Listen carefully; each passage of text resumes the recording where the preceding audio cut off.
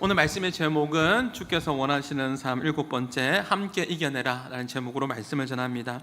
지난주 말씀에 이어서 말씀을 전합니다. 여러분 기억나십니까? 여호수아의 핵심 4단어 지난 주일날에 들었는데요. 4단어가 뭐라고요? 건너라, 취하라, 나누라, 섬겨라 입니다.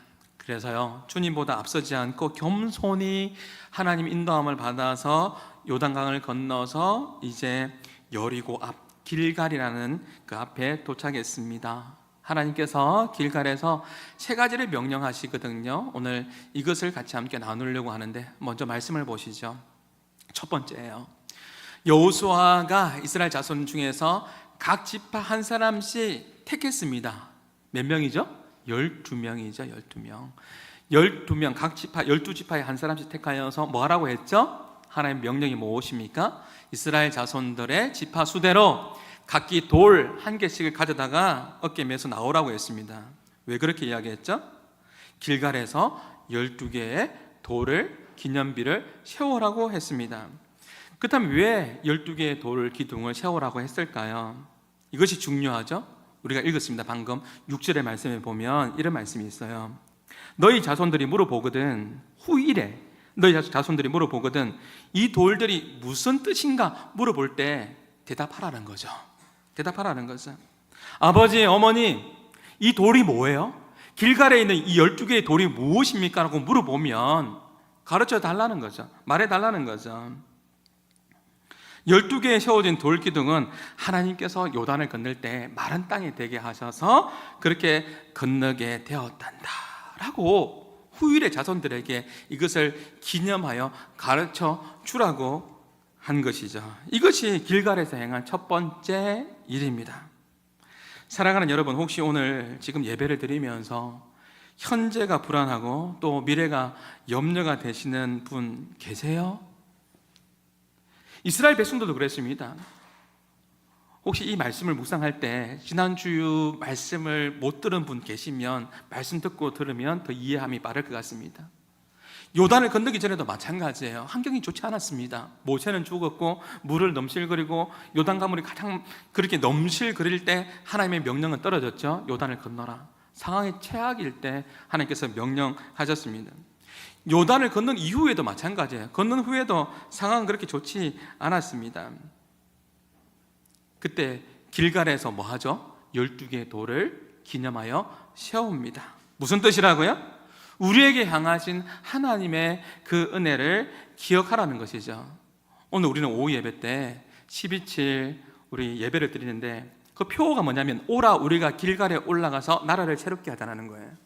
그 길갈에서 행한 게 무엇입니까? 그 첫 번째가 뭐냐면 12개의 돌을 세워온 거예요.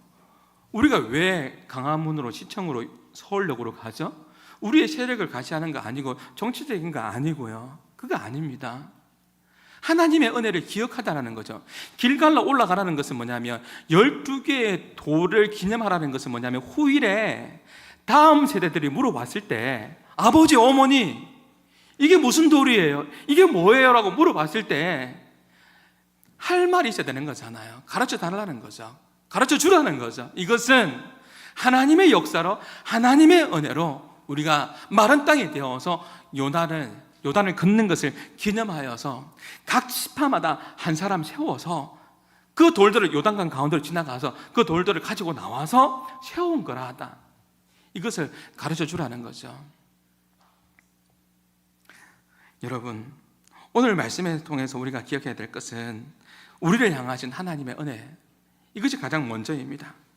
우리 교회가 매달 올해 첫째 주에 한마음인의 선언 하잖아요. 우리 교회에서 이런 기도 책자를 만들고 이 책자의 가장 앞에 보면 한마음인의 선언이 있어요. 6가지를 이야기하는데 저는 오늘 2가지만 이야기해 드리려고 한번 보시겠습니까? 다 여러분들이 아는 내용들이에요. 우리 같이 함께 선언했던 건데 뭐죠? 나는 성도입니다. 뭐라고요? 하나의 말씀을 묵상하는 사람, 항상 기도하는 사람이 되겠습니다. 나는 성도입니다. 뭐라고 했죠? 어떠한 핍박과 오해와 억울한 일도 주님 십자가 생각하면서 참고 견디겠습니다. 그 중에 또 하나 더 읽어드릴까요? 나는 성도입니다. 가정을 소중히 여기고 축복하며 다음 세대를 적극 지지하고 후원하는 자가 되겠습니다.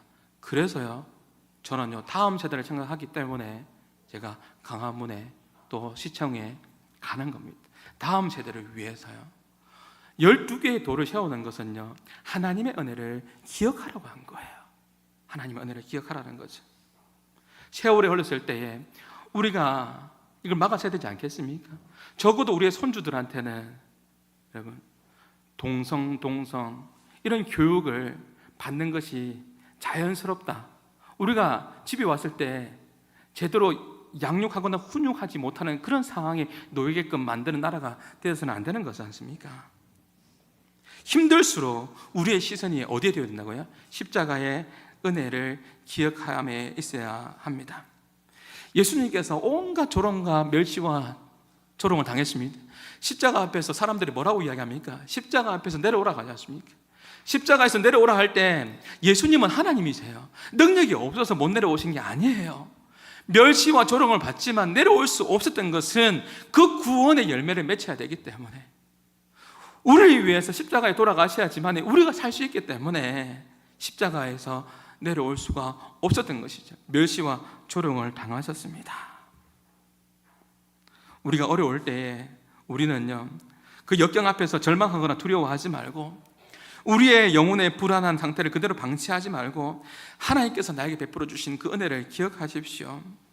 길갈의 12개의 돌기둥을 바라보아야 됩니다. 길갈로 올라가서 나라를 새롭게 하자. 우리에게 준 하나님의 그 은혜, 여러분의 마음의 12개의 돌은 무엇인지 생각해 보셔야 된다라는 것이죠. 여러분의 마음의 12개의 돌은 무엇입니까? 여러분에게 잊을 수 없는 하나님의 그 은혜는 무엇입니까? 여러분들이 사람들 만났을 때, 간증할 때 하나님의 은혜 있지 않습니까? 그 12개의 돌, 마음의 판에 새기고 있는 그 12개의 돌은 무엇인지를 여러분 기억해 보십시오. 잊지 말아야 합니다. 우리가 예전에 막 메모해놓고 그리고 또 외치면서 그렇게 했지 않습니까? 뭐라고요? 잊지 말자 공산당, 무찌르자 공산당. 그렇게 우리 할아버지 세대는 그렇게 외쳤습니다. 잊지 말아야 될 것이 있습니다. 제가 4년 전에 추수감사주일 때 참 세월이 빨리 지나갑니다. 조금 있으면 추수감사주일이잖아요. 4년 전에, 만 4년 전에 제가 이 교회에 부임을 했습니다. 그때 모든 시작하는 이 부분이 모든 것이 열악했습니다. 교육부서도 없었습니다. 시험 시작할 때 하나님께 기도한 게 있습니다.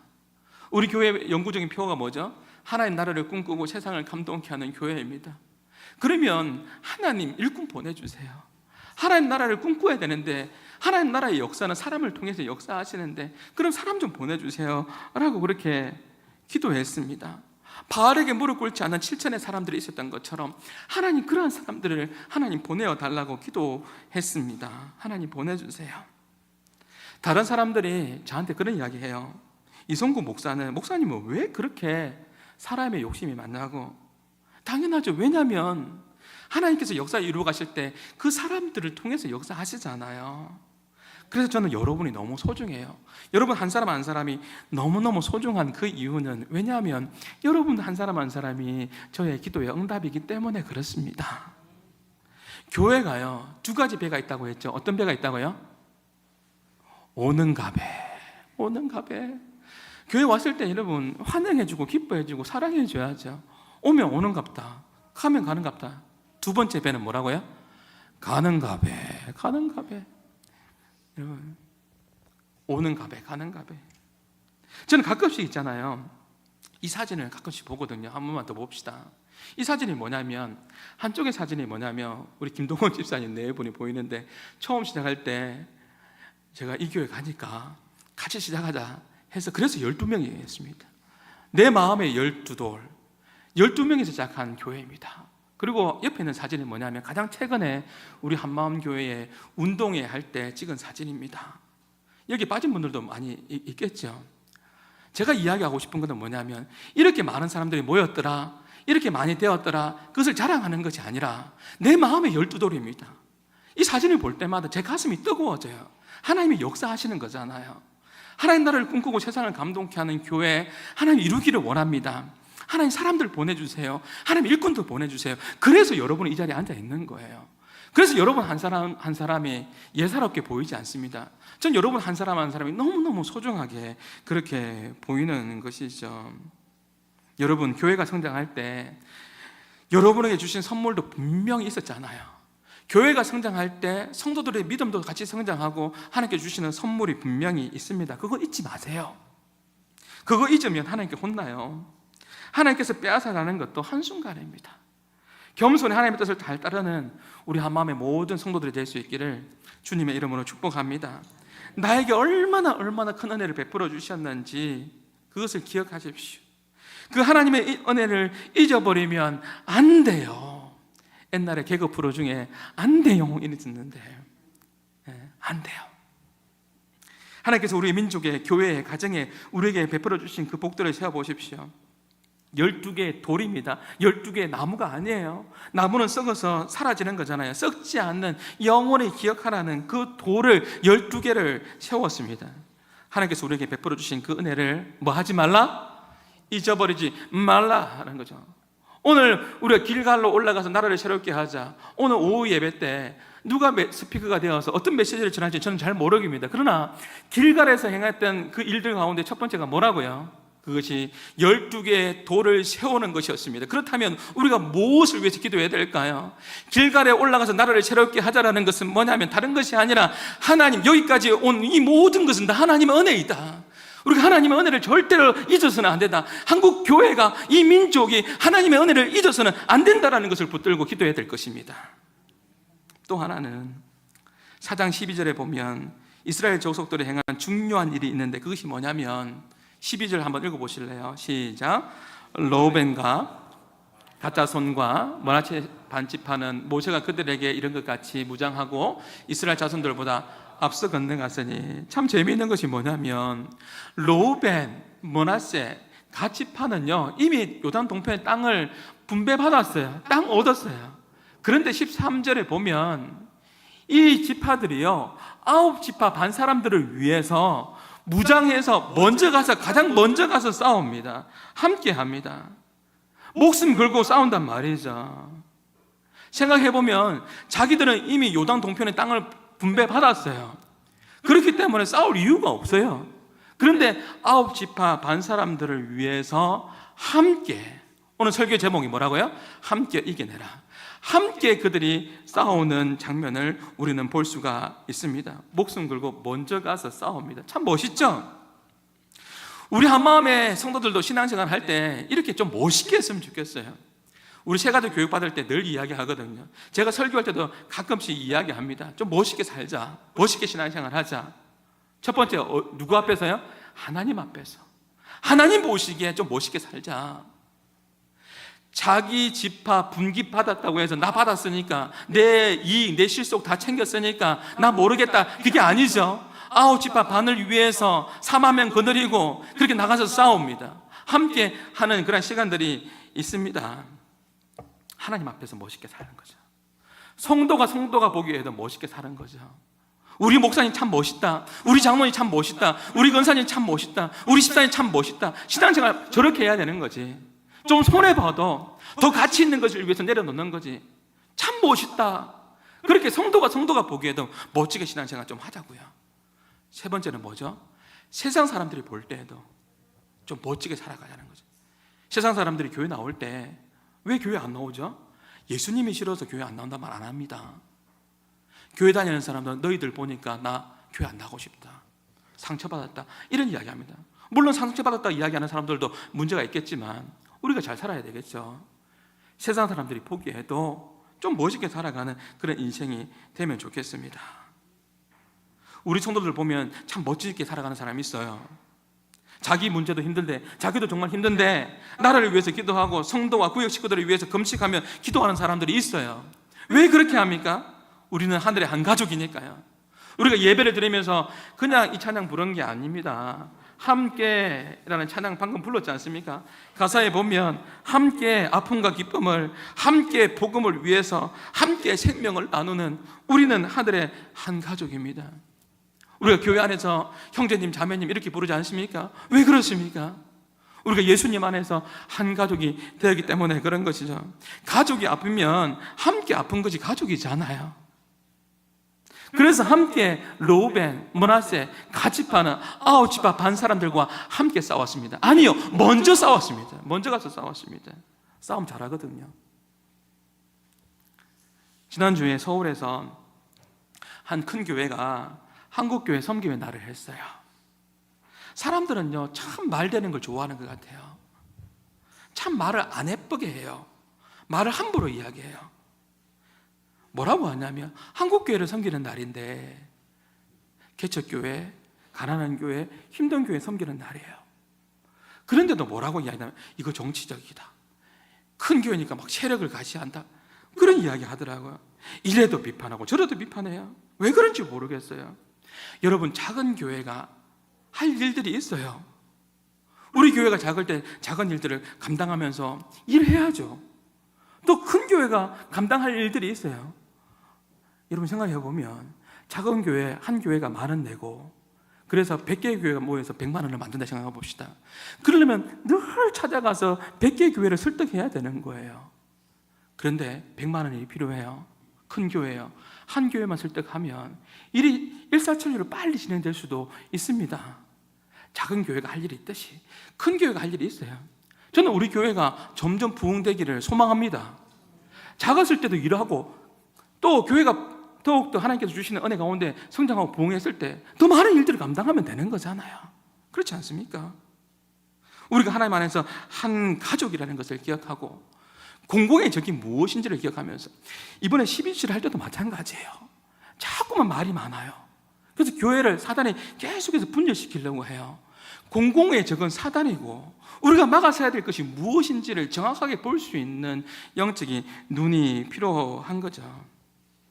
아픔과 슬픔이 있을 때, 또 위기가 있을 때, 그 위기가 크고 작든지 간에 그 상관없이 함께 싸워서 이겨내는, 함께하는 한국교회, 함께하는 우리 한마음의 교회가 될 수 있기를, 성도들이 될 수 있기를 주님의 이름으로 축복합니다. 여러분의 구역 식구들이 아플 때 가만히 있겠습니까? 함께 해야 되는 거잖아요. 함께 울어줘야 되는 것이고, 함께 기도해 줘야 되는 것이고, 또 여러분이 알고 있는 정보가 있으면 이 병원이 좋다더라, 이 병원에 가면 좋다더라 하면서 여러분의 정보를 전달해 주지 않겠습니까? 이것이 바로 함께하는 것이죠.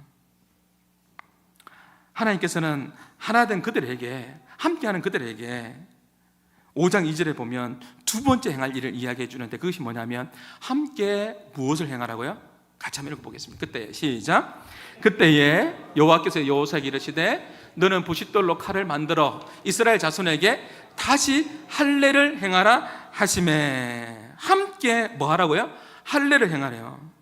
요단을 건너서 두 번째 행했던 게 뭐냐면, 첫 번째는 뭐라고요? 돌 세우는 거. 두 번째는 뭐라고요? 할례를 행하는 것이었습니다. 정말 위험한 행동이거든요. 우리 하나님은요, 너무너무 재미있는 것 같아요.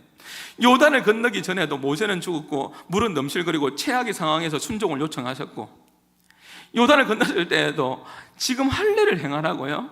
그러면 할례를 행하면 어떻게 해요? 적군들이 여리고성 문 열고 적군들이 쳐들어오면 할례 행하면 다 죽어요.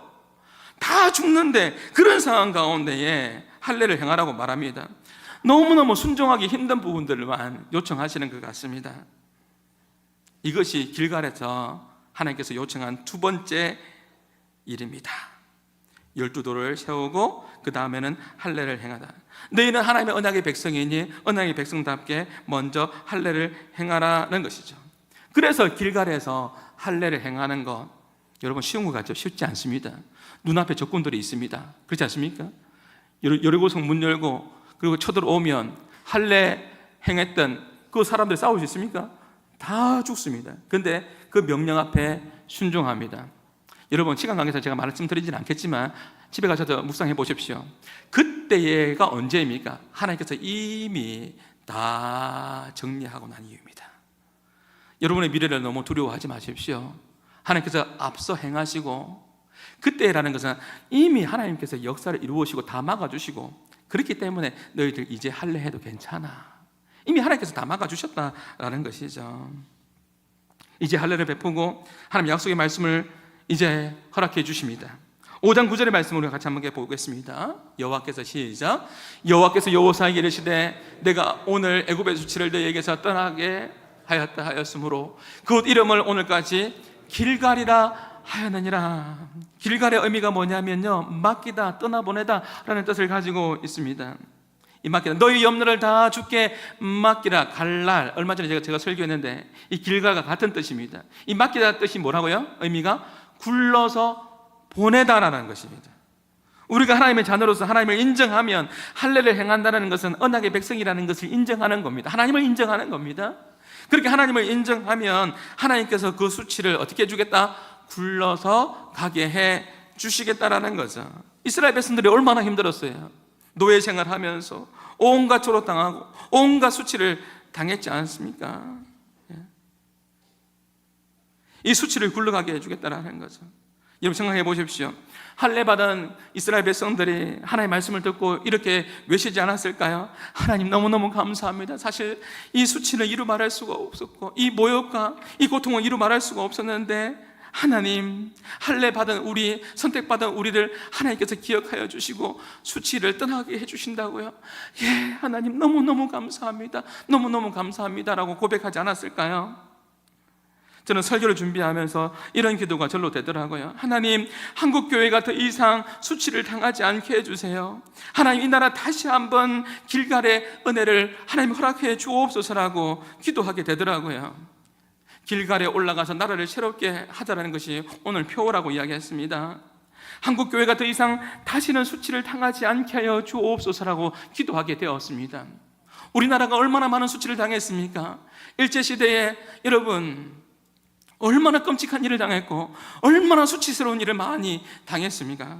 그뿐만 아니죠. 6.25 전쟁을 통하여서 공산당을 통해서 수치를 당하고 아픔을 당하고 고통을 당했던 나라가 우리의 나라입니다. 그뿐만 아니죠. 우리의 아버지 할아버지 세대가 보릿고개를 지나가고 어려운 시간들을 보낼 때 우리나라가 가난한 나라이기 때문에 젊은이들은 잘 모르겠지만 우리나라가 가난했을 때 지금 잘 삽니다. 부강한 나라가 되었습니다. 이 모든 것이 다 하나님의 은혜인 줄 믿습니다. 가난할 때 우리나라가 가난할 때 얼마나 무시당한 줄 아세요? 박정희 대통령이 월남남 참전했던 7개 나라를 외교할 때 필리핀에서 정상들이 모일 때 그 당시에 마르코스라는 대통령이, 필리핀 대통령이 우리나라를 얼마나 무시했는지 압니까? 저 미개한 나라, 저 가난한 나라 오지 마라. 저 가난한 나라가 우리에게 손 벌리러 오니까 오지 마라고 했던 나라가 우리나라였습니다. 그렇게 멸시당하고 그렇게 수치감을 누렸던 나라가 우리나라였다는 거 여러분 아십니까? 그리고 정상들이 모였는데 7개 나라에 월남 참전했던 7개 나라의 정상들이 모였는데 그때 겨우 참전했습니다. 그때 필리핀 대통령이요, 우리나라보다 훨씬 잘 살 때였습니다. 지금 완전 바뀌었죠. 우리나라가 훨씬 잘 삽니다. 얼마나 무시했는지요. 우리나라 대통령을 가장 그 호텔의 가장 작은 방에 가두었습니다. 다른 정상들은 똑같은 방이 아니고 가장 작은 방에 그렇게 무시하면서 수치감을 느끼도록 했던 적이 있었던가 합니까? 그렇게 역사의 시간들은 흘러왔습니다. 일제시대로, 6.25로, 그리고 보릿고개로 어려운 시간들을 흘러 여기까지 왔습니다. 많은 수치를 당했습니다. 이제는요, 나라는 부강했습니다. 나라가 잘 살게 되었습니다. 그런데 이제는 어떤 수치가 우리 한국교회를 공격하고 있습니까? 그것은 문화라는 것을 통해서, 그것은 미디어를 통해서 사탄이 공격하고 있습니다. 사랑하는 여러분, 사탄의 속삭임에 여러분 당하지 마십시다. 이스라엘 백성들은 하나님의 명령 앞에 그들은 함께 싸웠고 그들은 함께 할례를 행했고 할례를 행하면서 함께 앞에 했습니다. 그리고 하나님을 인정했습니다. 하나님을 인정했습니다. 오늘 12절 참석하시는 분도 계시고 또 영상으로 예배하시는 분도 있겠지만 혹시 참석하시는 분들은, 같이 참석하시는 분들은 여러분 쓰레기 잘 정리하시고 또 안전에 유의하시고 그렇게 하셔야 됩니다. 그러면서 우리가 왜 갑니까? 길갈레 올라가서 나라를 새롭게 하자라고 했습니다. 첫 번째가 뭐라고요? 하나님의 은혜를 기억하는 것이고, 두 번째는 할례를 행하는 것입니다. 함께 아파했습니다. 함께 하나님을 인정했습니다. 오늘 오후 예배 때 어떤 메시지가 전할지는 저는 잘 모르겠습니다. 그런데 분명한 것은 길갈에서 행한 두 번째 일은 이것이었습니다. 할례를 행하는 것이었습니다. 함께 아파하고 함께 하나님을 인정하는 것이었습니다. 오늘 우리가 하나님을 인정하면서 하나님 앞에 예배하며 나가는 그런 은혜의 시간이 될 수 있기를 바랍니다. 그랬더니 하나님께서 그 수치를 당하지 않게 해주겠다라고 말씀해 주셨습니다. 죄를 범하면 수치는 따라오게 되어 있습니다. 그러나 하나님을 인정하면 그 수치는 떠나게 되어 있다는 것이죠. 그래서 마지막으로 10절에 보면 10절 같이 한번 읽어보겠습니다. 시작. 또 이스라엘 자손들이 길갈에 진쳤고 그달 14일의 저녁에는 여리고 평지에서 유월절을 지켰으며, 유월절을 지켰다는 것은 뭐냐면 함께 예배했다는 것이죠. 아비월 1월 10일입니다. 기억나시죠? 1월 10일 날에 요단을 건넜습니다. 그리고 난 이후에 할례를 행했고, 그리고 유월절은 뭐냐면 14일입니다. 그러면 3일입니다. 할례를 행하고 제대로 걷지도 못하고 아픔이 있습니다. 그런 상황 가운데 하나님의 명령이 뭐냐면 그래도 유월절 지키라고 이야기했습니다. 유월절이 뭐예요? 문설주에 어린 양이 피를 받았을 때 그 죽음이 넘어섰습니다. 구원의 절기입니다. 구원의 절기. 구원하심이 누구에게 있다는 것이죠? 구원하심이 하나님의 손에 달려있다. 구원하심이 하나님의 손에 있다. 이것을 인정하면서 그 백성들이 나가라는 겁니다. 이것이 길갈에서 행한 세 가지입니다. 시간이 없어서 제가 정리할게요. 첫 번째는 뭐라고 했죠? 길갈에서 행한 것, 첫 번째는 12돌을 세우는 것입니다. 왜요? 후대에게 아버지, 어머니, 이 돌 뭐예요? 라고 물어봤을 때 이 돌은 하나님의 은혜로 요단이 말라서 건넜단다 라는 것을 가르쳐 주라는 거죠. 두 번째는 함께 뭐라고요? 할례를 행했습니다. 할례를 행한다라는 것은 뭐냐? 나는 하나님의 언약의 백성이다, 나는 하나님의 자녀다라는 것을 공적으로 인정하는 거죠. 철저하게 하나님이 하나님 되심을 인정하는 겁니다. 그래서 오늘 우리는 12절 예배하는 겁니다. 다른 목적 아닙니다. 하나님이 하나님 되심을 예배하는 겁니다. 그리고 세 번째는 뭐죠? 유월절을 지키라. 우리의 살 길은, 구원은 어디 있다고요? 하나님께 있다. 유월절의 의미가 구원의 절기지 않습니까? 하나님의 손에 달려있다라는 겁니다. 마지막으로 오늘 설교 제목이 뭐죠? 함께 이겨내라 입니다.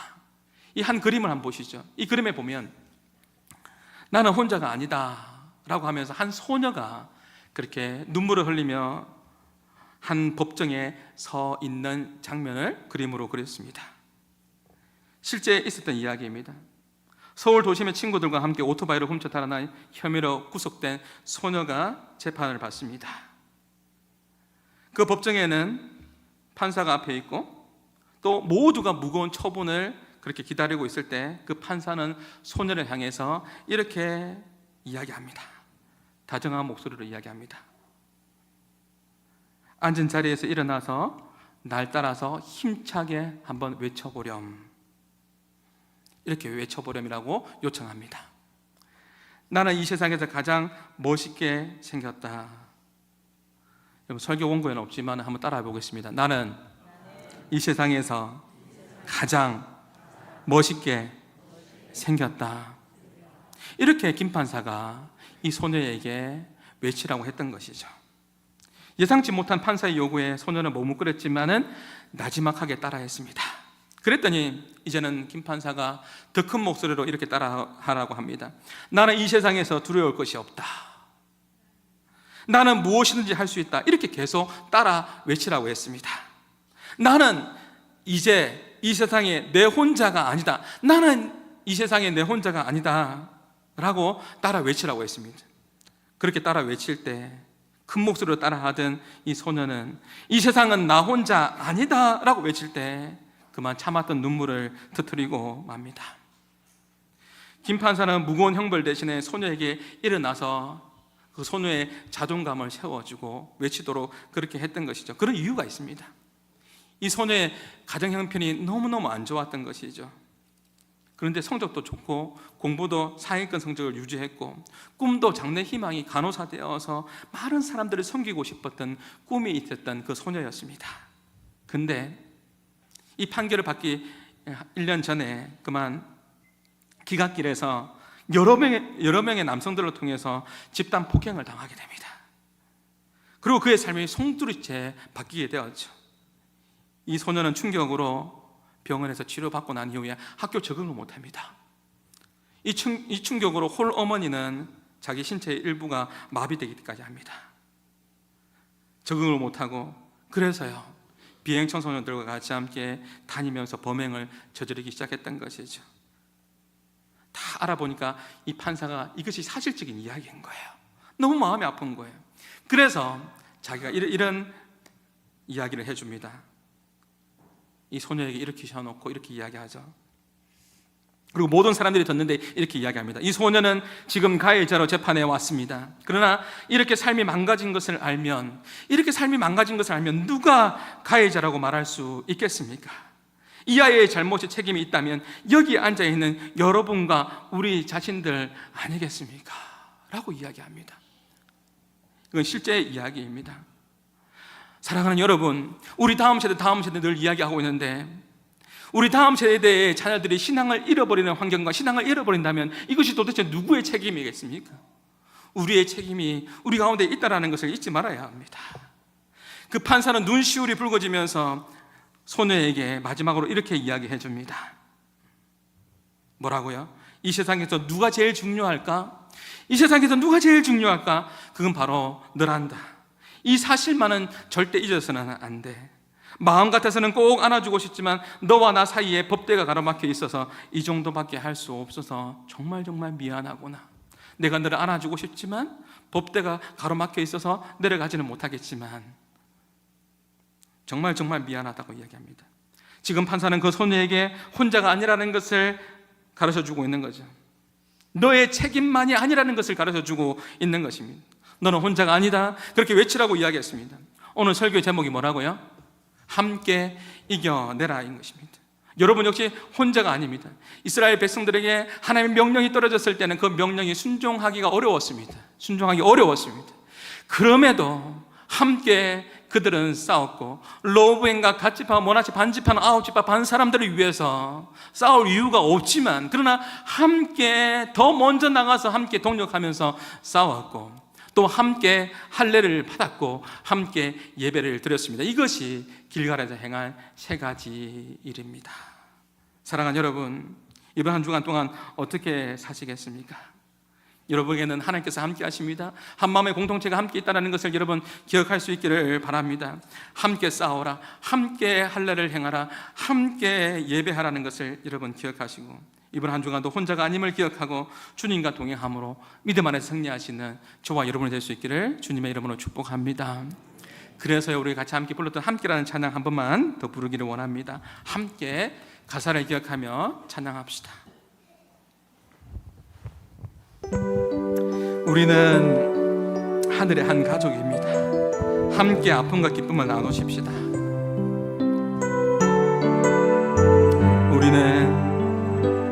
우리는 예수님의 몸이 피로써 성령 안에 하나 된 하늘의 가족, 우리가 복음으로 말미암아 영원토록 하나 되었네. 함께 후사가 되고 함께 후사가 되고 함께 지체가 되고 함께 약속의 참회한 우리들은 하늘의 가족, 함께 아픔과 기쁨을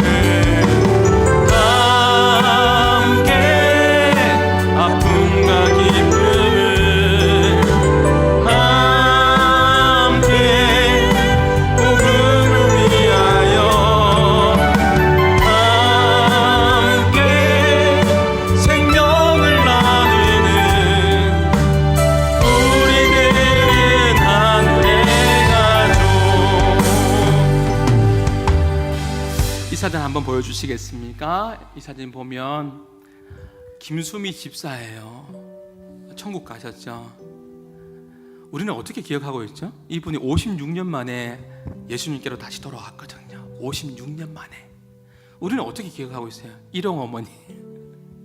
김수미 집사를 일용 어머니로 기억하고 있죠? 대보다 일용 어머니. 근데 마지막에는 어떻게 기억해요?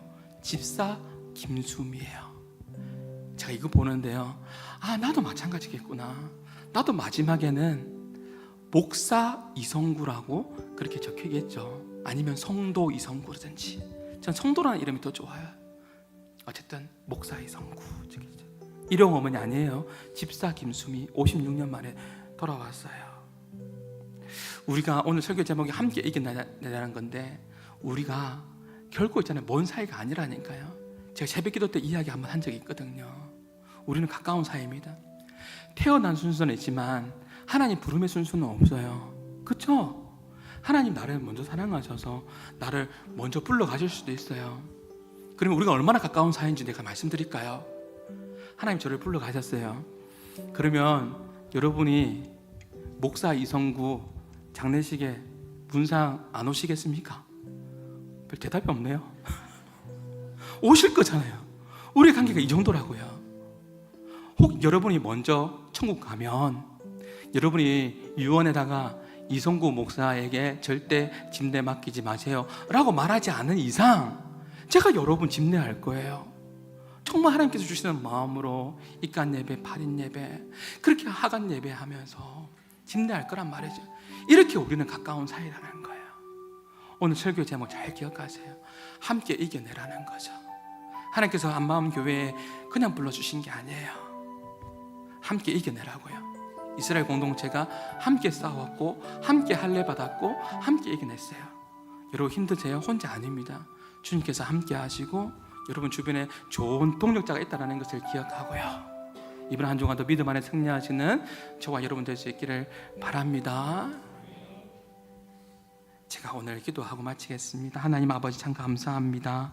우리를 사랑하여 주시고 은혜 베풀어 주셔서 참 감사합니다. 이번 한 주간도 우리 모두가 믿음 안에서 승리하는 한마음의 모든 성도들 되게 하여 주시옵소서. 함께 기도하고 함께 예배하며 함께 아파하며 울어줄 수 있는 아름다운 동력의 관계들이 계속 이어져 나가게 하여 주옵소서. 이제는 우리 주 예수 그리스도의 은혜와 하나님의 사랑과 성령님의 교통하심이 어려운 상황 속에서도 함께 싸우며 함께 아파하며 함께 예배하기를 다짐하는 하는 모든 믿음의 백성들 머리 위에 이제로부터 영원토록 항상 함께 있을지어다.